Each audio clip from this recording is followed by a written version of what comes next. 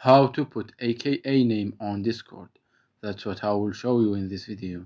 But before we begin, make sure to subscribe to the channel and ring the bell to get notified whenever a new video is uploaded.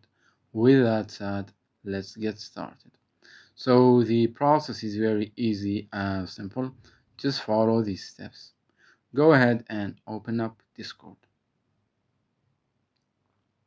And once you do that, navigate to your profile page by clicking on the profile picture at the bottom right. And on this page right here, click on profiles. You will get here where you will see that you have two sections.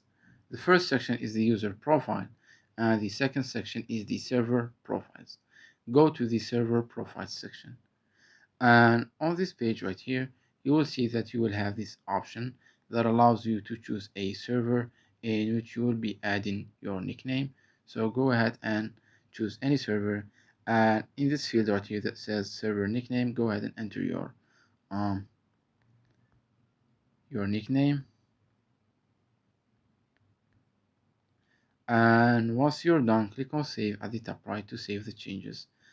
It's that easy and simple. So that was it for this video. That's how you can add nickname on Discord. If you have any questions, please leave them in the comment section down below. With that, I'll see you in the next video.